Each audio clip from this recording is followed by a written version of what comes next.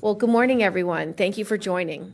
I want to thank Congresswoman González-Colón for being here and for leading the charge advocating for Puerto Rico. I also want to recognize our Majority Leader, Senator Schumer, for his undying commitment to Puerto Rico and families there, as well as Senator Blumenthal. I also want to recognize some Puerto Rican representatives, our Speaker of the Puerto Rican House of Representatives, Rafael Hernandez Montañez, Luis Davila, the Executive Director of the Puerto Rico Federal Affairs Administration for the Office of Governor of Puerto Rico, and Majority Leader Angel Matos, Representative Angel Forquet, and Representative Angel Peña. Each of these advocates is making a huge difference in this fight to be a voice for the 3 million Americans that are living in Puerto Rico today. These are our brothers, our sisters, American citizens who deserve this fundamental benefit that helps with food insecurity. But with the pandemic, recent natural disasters, and the impact of inflation, a lot of Puerto Ricans can't feed their families. They can't feed their children, and they need help. Come join us. Here on the mainland, when a family is hungry, they can be eligible for the Supplemental Nutrition Assistance Program, or SNAP. But if you're Puerto Rican, you're not. If you're Puerto Rican, you don't have access to the same nutrition assistance as most everyday other American citizens. Because in 1981, Congress revoked Puerto Rico's eligibility for SNAP. Now they have to rely on the Nutritional Assistance Program, or NAP. And NAP is a capped block grant, and it is not needs-based. So when something happens, like a pandemic or a hurricane, and suddenly more people need help, they can't get it. Because under NAP, disasters and emergencies require separate, new funding from Congress, and this can take months. Can you imagine to have to wait for Congress for your next meal? Can you imagine surviving a hurricane, having your home destroyed, having your loved ones injured or killed, and then after all that, you still don't have enough food to eat? It's absurd, and it's unjust, and it's unfair. 40% of Puerto Ricans' households were food insecure in the early months of the pandemic compared to nearly 15% of all U.S. households. And that was before Hurricane Fiona damaged crops and the roads used to distribute food were damaged. My colleagues and I have been fighting for years to get the financial support that Puerto Rico needs, and today we're introducing a bill to fully enable Puerto Rico to participate in the SNAP program. Our Puerto Rico Nutrition Assistance Fairness Act would make sure that residents have the nutritional assistance they need that most U.S. citizens have.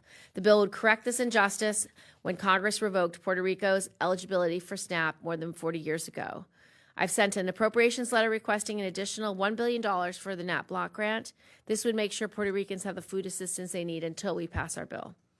America is the richest country in the world. We can't allow our own people, our own American citizens, to go hungry where they live. It's time to move Puerto Rico from NAP to SNAP and give Puerto Rican residents the fairness they deserve. I'd now like to welcome up Congresswoman Jenniffer González-Colón. Thank you, Senator, and thank you, Senator Blumenthal, also for being here. And thank you, everybody, for attending this press conference. First of all, the issue that the Senator just discussed is one of our top priorities right now in Puerto Rico. And when we say this, we already filed the House version of this bill, but having the Senator that has always worked with the issues of nutrition and of Puerto Rico for many, many years, I'm really glad and happy that you're making this announcement today. For fiscal year 2023, NAP was funded for approximately $2.8 billion. And USDA estimates include next fiscal year budget request for over $2.9 billion. So these programs serve 1.4 million Puerto Ricans or residents on the island who are currently enrolled. And despite how these numbers may seem, they are underserved by NAP. NAP beneficiaries receive fewer monthly benefits than their SNAP counterparts, including not just the 50 states, Washington, D.C., but also U.S. territories like Guam and U.S. Virgin Islands. Keep in mind that similar to other non-contiguous jurisdictions, Puerto Rico imports 80 to 90% of what we consume. Also, the NAP program does not have the built-in disaster component like SNAP has with the disaster SNAP. That means that whenever there's a disaster and there's a national declaration of emergency by the president, we need to come to Congress to approve another set of funds for dealing for an emergency on the island. And that may take a month, even a year. And that's the case not just with earthquakes, hurricanes, flooding, but also a pandemic. And those are the facts and the examples that we faced during the last years. That means that NAP is the only main program the island residents turn during emergencies to have food on their table. And this is why we have to turn to Congress on multiple occasions and ask for the House and the Senate. And remember, we don't have senators elected from Puerto Rico. So we count on Senator Gillibrand and Senator that are here to get that done in the Senate, same thing in the House. This is not a reliable mechanism or the only mechanism that should be available for the 1.4 million people that are on the island receiving this program.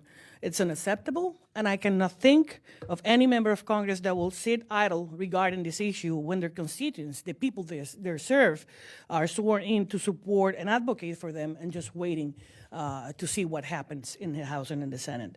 So a transition to SNAP has been one of my top priorities since we've been in Congress, and that's the reason we introduced H.R. 253, the Puerto Rico Nutritional Assistance Program. That's a bipartisan bill in the House, and today we are doing the same thing in the Senate. I want to say thank you again to Senator Gillibrand for making this happen.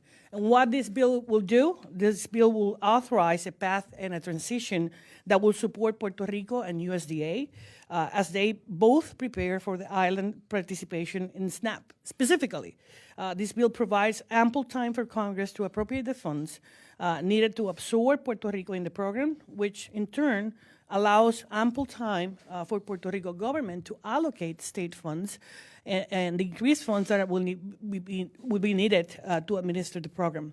The text also includes potential overlap between the NAP and SNAP programs to accommodate that transition. And again, we must also keep in mind that nutrition assistance is an essential service. So we're not talking about here about a regular federal program. So this bill will allow that NAP should not be compromised monthly benefits for program participants if there's an overlap in the process. Again, having Senator Gillibrand historically supporting many nutrition initiatives for Puerto Rico, including requests for increased emergency NAP dollars, I'm proud to be working together to ultimately fix this issue by extending SNAP to the island, and I look forward to continue our collaboration as we get closer to see the Farm Bill get done. Thank you, Senator. I'd now like to bring up the Majority Leader. Having Senator Schumer be part of this legislation is the reason why we are going to get this done, because Senator Schumer has made a commitment to Puerto Rican families and Puerto Ricans who live in both the islands and in New York. We are so grateful for Senator Schumer's interest in this and his commitment. Senator Schumer. Thank you. Well, thank you, Senator Gillibrand. It's great to be here with you. You've always stood for Puerto Rico and the people of Puerto Rico, both in Puerto Rico and our Puerto Rican great New Yorkers as well. And so I'm also glad to be joined by my colleague, Senator Blumenthal, and so many great advocates who are fellow citizens from Puerto Rico. Now, we all know it wasn't long ago that we were here together marking the 5 years since Hurricane Maria brought untold devastation to the island. And we called for a strong federal response after Hurricane Fiona. Disaster recovery has been a constant theme, unfortunately, for Puerto Rico. So much so that one of our top priorities in the Congress in the past few years has been ensuring that we help the island build a more strong, robust infrastructure. That's why I was proud in the end of last year's funding bill, we achieved several wins that will make life better for the families of Puerto Rico. After years of pushing for a resilient grid, one that is powered by renewable energy and can rebound quickly after a storm hits, we got $1 billion to make that a reality. I pushed very hard for that in our final bill. The funding will provide low-income families on the island the resources they need to put solar on their roofs, batteries in their homes, something all of us have fought for many years here. But that's not all. We also know, in addition to the immediate need for aid when disaster hits, there are injustices in the way our fellow Americans in Puerto Rico are treated. And we've seen it in health care, and that's why we have helped secure a historic 5-year investment, $17 billion in Puerto Rico's Medicaid program. This is going to ensure long-term stability for Puerto Rico's hospitals. So that injustice was ended. We're making progress. With the Democrats in charge, we have done a lot to get things done for Puerto Rico, but there are still injustices that remain. And at the top of the list is how unfair it is that Puerto Rico receives a set amount for nutrition assistance. This prevents Puerto Rican families from putting food on the table and feeding their loved ones. It's time for the block grant system to go, plain and simple, because it discriminates against Puerto Rico. If any other state had a block grant, they'd be screaming about it, saying it's not fair. It should be based on the number of people who need help. And that's what we're going to do here. The block grant hurts some of the most disadvantaged people on the island, creates all kinds of chaos in the way the federal government administers food assistance dollars, particularly in the aftermath of a disaster like Maria. Despite this challenge over the years, we have been able to work around this in several ways.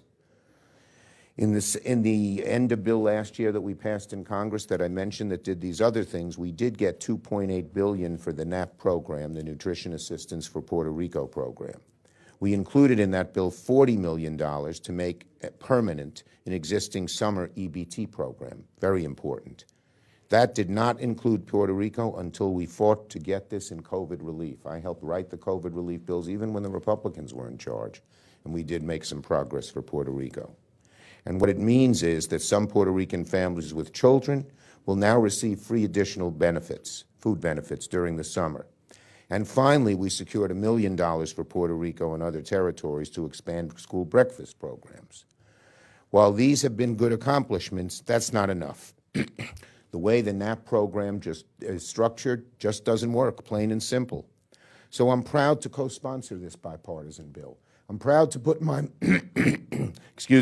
I'm proud to put my muscle as majority leader behind this bill. And I want to thank Senators Gillibrand and Senator Blumenthal for leading the effort in the Senate. And I also want to thank my great partner, who's not here today. I don't know if she was mentioned at the beginning, Nydia Velázquez, La Luchadora, one of my dearest friends. That's the nickname I gave her, La Luchadora. For many years, and she will be working hard for this bill there as well. Puerto Ricans are American citizens, not second-class citizens, plain and simple. Along with my colleagues, I'm committed to continuing to right past wrongs and enable Puerto Rico to fully participate in SNAP. That's an important step to ensure the people of Puerto Rico have the access to the federal resources they deserve. Thank you. Thank you, Chuck. Thank you, everybody. Thank you so much Sorry for I being can't here. stay. Nice to see you all. Pleasure. I'd now like to welcome up Senator Dick Blumenthal. Thank you. My thanks to Senator Schumer, who's been such a champion of not only the people of Puerto Rico, but their families and neighbors and friends who live in New York and Connecticut, and to Senator Gillibrand, who has been tireless in this cause. I've been very privileged to visit Puerto Rico with her and Nydia Velázquez, and we will be back. And to our colleagues from Puerto Rico, thank you for your leadership, your resolve and resilience in the face of natural disasters, and basically injustice. And that's why we're here. This system is fundamentally and tragically unfair and unjust to the people of Puerto Rico. It treats them as second-class citizens. That's the plain, blunt truth. And if they were a state, if they were treated, in fact, as fellow Americans, the country would be up in arms. But because they are an island, and because they seem distant, and perhaps for other reasons, they have been denied the benefits they need and deserve. Now, we are all behind this bill. We are all going to speak in favor of it. But the children of Puerto Rico can't eat words. They can't eat the rhetoric. They need food in their bellies. They can't study on rumbling stomachs. Think of this program in terms of the families and the children who are denied fair benefits. And the workarounds have accomplished a lot, but we need to change fundamentally this program. NAP to SNAP. It's that simple, NAP to SNAP. And we can make this difference, not just for the people of Puerto Rico now, but going forward in the future, give them what they deserve as American citizens. The change in 1981 was arbitrary and unjust. We've lived with it for more than 40 years. Now is the time to change it. I can't say it too many times. People of Puerto Rico, our fellow Americans, deserve it. Thank you, Senator Gillibrand. Thank you, Dick. Our next speaker is the Speaker of the Puerto Rican House of Representatives, Rafael Hernandez Montañez. Thank you very much, Mr. Speaker. I want to thank Senator Gillibrand, Leader Schumer, Senator Blumenthal, our former Speaker of the House and friend, our Commissioner Resident Jenniffer González, of course, the Governor of Puerto Rico, for the ongoing leadership behind increasing nutritional assistance in Puerto Rico. I also want to thank two members that are not here today who have worked closely with this issue, including Congressman McGovern and our ally from Puerto Rican, Nidia Velázquez. We are in a bipartisan group here, so I have to recognize my friends. The Majority Leader of the House, Matos Garcia, the Chairman of Housing, Furquet Cordero, and the Chairman of Oversight Committee on the East Coast, Compañero Peña Ramirez. So it's a bipartisan group of people. We are all the elected officials in the House supporting this bill and the efforts of the senators and the members of the House. Puerto Ricans deserve the full benefits under the Supplemental Nutritional Assistance Program, SNAP. For over 40 years, Puerto Ricans has been underfunded in this essential program that combats food insecurity and hunger. The time has come to equality, to the inclusion of the Puerto Rico to Nutrition Assistance Fact and Farm. I have to quote the expression of the leader of the Senate. The block grant have to go, but we are ready to the transition. Just this last Sunday, we appropriate and file a resolution to appropriate $207 million in the General Fund of Puerto Rico to do the match for the finance of the transition, because it's very important we start doing our part.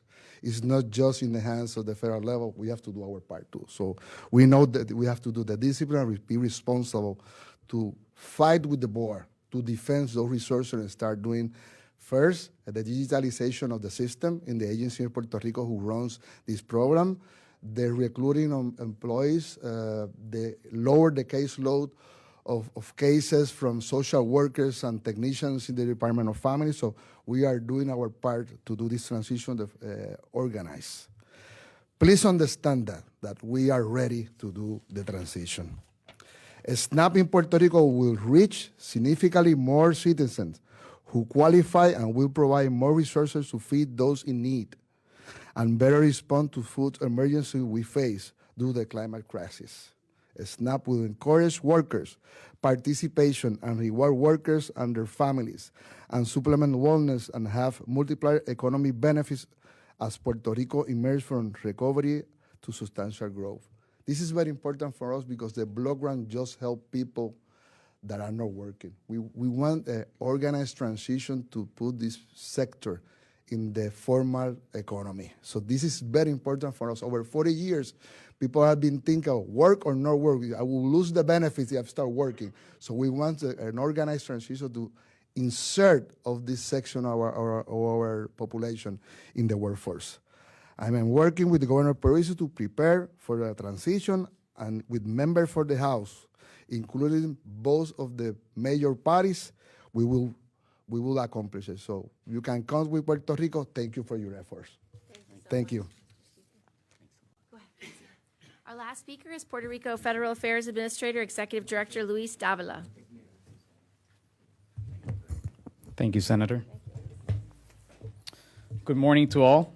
I'm pleased to be here today, surrounded by multiple champions for Puerto Rico from different backgrounds and beliefs, united for one purpose: to address the unequal treatment Puerto Rico has received for more than 40 years regarding the federal nutrition assistance benefits allocated to the island.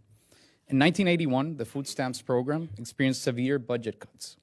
Puerto Rico got the short end of the stick when Congress approved legislation to limit the island's participation through a capped block grant, an exclusion that lives to this day. This exclusion of Puerto Rico is not only unfair, but it also has real consequences for the people of Puerto Rico that, on too many occasions, must choose between their next meal or paying for their basic needs. Additionally, the current NAP program limits Puerto Rico's ability to manage changes in demand due to inflation, recession, and even natural disasters. This inequality exists even though Puerto Rico imports over $6.5 billion in agricultural products from the mainland every year, a value only surpassed by Canada and Mexico. The Puerto Rico Nutrition Assistance Fairness Act seeks to right this wrong. It will ensure every American citizen on the island receives the same level of support as their fellow Americans on the mainland. In reality, this bill wouldn't even be necessary if Puerto Rico were admitted as a state of the union.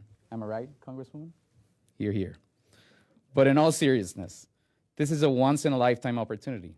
Over 1.4 million American citizens in Puerto Rico benefit from the current nutritional assistance program. Most of these are children and the elderly. By transitioning from NAP to SNAP, Puerto Rico could receive between $1.5 to $2 billion in additional funding, which would allow for the program to increase and expand. Folks, I cannot tell you how important this is for our people. Not only could we expand the universe of beneficiaries, but we could increase the qualifying wage tables to allow families to remain and grow in the workforce without the fear of losing these benefits. That, my friends, would be transformative. To put it all into perspective, if families in Puerto Rico are allowed to have access to adequate nutrition assistance, they can better invest in their futures and contribute to the broader economy of our nation. States like Arkansas, Georgia, Iowa, and Kansas, whose agricultural exports are a critical component to their local economies, would benefit significantly from the direct nexus between mainland agricultural manufacturing and island food consumption. When Puerto Ricans advocate for the transition to SNAP, we're not merely talking about being included under another federal program. We're talking about the opportunity for children to have food on their table, for families not to wonder where their next meal will come from, and in other words, we're talking about American citizens being treated fairly, just as their brothers and sisters on the mainland. I thank Senator Gillibrand, Leader Schumer, Senator Blumenthal, Congresswoman Jenniffer González-Colón, Speaker of the House of Puerto Rico, and representatives. Together, we can ensure that the people of Puerto Rico can receive the support they need to thrive and build a better future for America. Thank you. We're happy to answer on-topic questions from any of the speakers. In the Senate, no, not yet. But I'm not done looking for one. So, and it's a year where we're going to do the Farm Bill, so the likelihood of being able to include it in the Farm Bill is significant.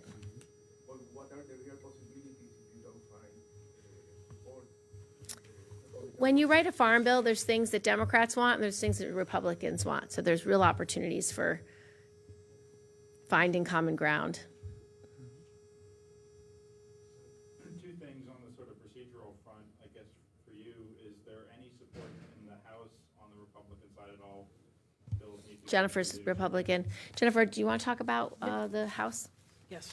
We've been having this bill for the last two Congresses, and we have bipartisan support. We already began our conversations with the leadership in the House and in the committee. Of course, as the Senator just mentioned, the Farm Bill is going to be the vehicle to have this kind of amendment. This is not the first time the House and the Senate has done something regarding NAP to SNAP. Actually, we managed to include some language in report during the last two Congresses, allowing that transition process to happen, or at least to be foreseen by the administration. And as a matter of fact, today, USDA and the government of Puerto Rico are working together to establish how long that process may take. Although the bill may say 5 to 6 to 10 years, I think it's going to be much less than that. And the other question difference? What does this gap translate to in Puerto Rico? How do people, what's happening? You will find that right now, the people on the island receive between $341 monthly and a family by four, when at the national level, it could be up to $700. So we're talking about a main difference in terms of the cash and benefits that the family will receive immediately. Second, because we don't have enough money to serve the whole population, that means that the government of Puerto Rico put on the table strict measures to limit the people who are eligible for this program right now. If we come together into the SNAP program, that means that more people could be eligible, including elderly people that right now are not in the program. How do poor people get food now? They, go ahead.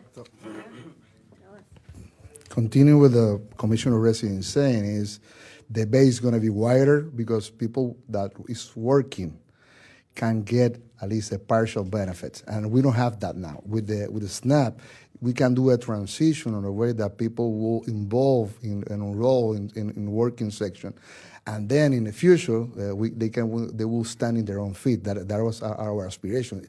Our aspiration is not to have a sector in our society just dependent on the program. We want to phase out, and the block grant do not give us the structure and the system to do it. So it's not just the impact in the economy, if we're talking $2 billion more in benefits, but if we're talking to knock doors in the house. The 85% of the imports in Puerto Rico are from the southeast of the United States. So all those representatives who have an increasement in sales and goods of their agricultural products in Puerto Rico. So we are the third market for them. So there is a motivation for the Republicans too to support this in the House. Right, I'm just sort of curious about what people are doing now who Yeah, so the people who don't have enough food, do you have food banks on the island? What are the best? We ways that people we appropriate resources through nonprofits in the House. We have alliance with other organizations. We have don't forget that sometimes the poorest people, the main food that they have are the foods through the Department of Education. So sometimes they got their food from Monday to Friday, and then during the weekends we help them through nonprofits. We got a special program, we call it a backpack, and people go on Friday, go to the library without saying. They take a backpack and they take food for a weekend because they don't have resources. So of course, there are some levels of people they really need. So, but there is not enough for the resources. That's why we're here. There is not enough to help everybody.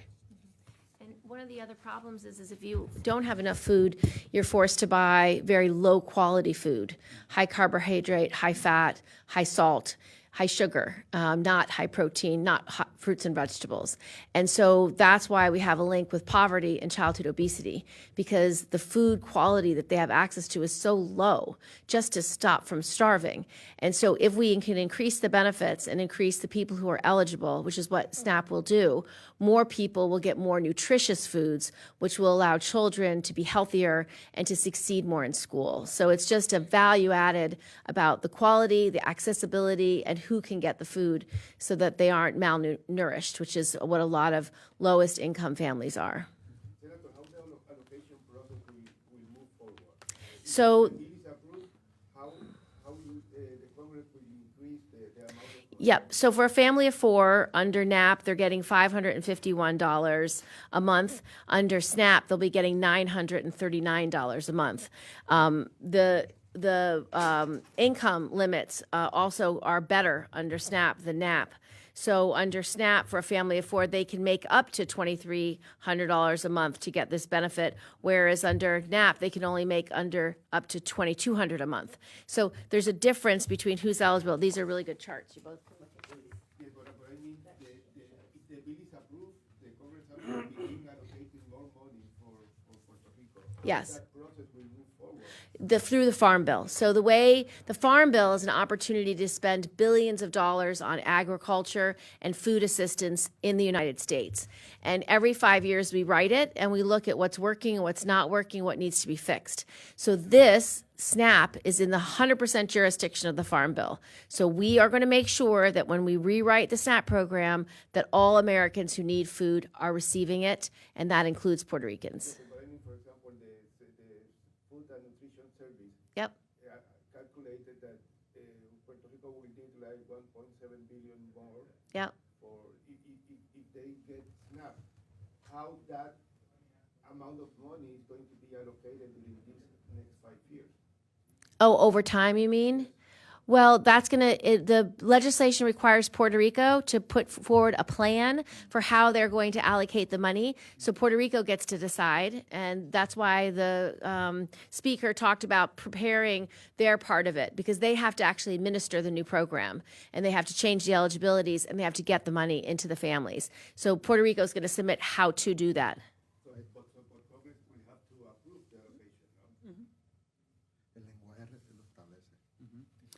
Yeah, I mean, what I understand from the question is, once the Farm Bill is approved, the money is going to be included. Yeah. And congressional approved, but the island needs to put forward a match for example, the transition process and to administer the program statewide. Yep, so there's two things that are going to happen. The bill requires Puerto Rico to submit to the Department of Agriculture a plan to transition from consolidated block grants to SNAP. USDA will then provide appropriate training and technical assistance to enable Puerto Rico to execute the plan. So that's how they're going to do it. So if the bill is approved, the Congress is approving also the allocation of the money. Correct. Yes, and then last, 5 years. then they'll also have to come up with a plan about how they're going to advise Puerto Ricans of their new benefits, so that everybody knows they have this money coming. Great, thank you, everybody. Thank you, Senator. Thank you so much, thank you so much, Appreciate it. Thank you. Congresswoman. Thank you. Thank you so much. Thank you so much.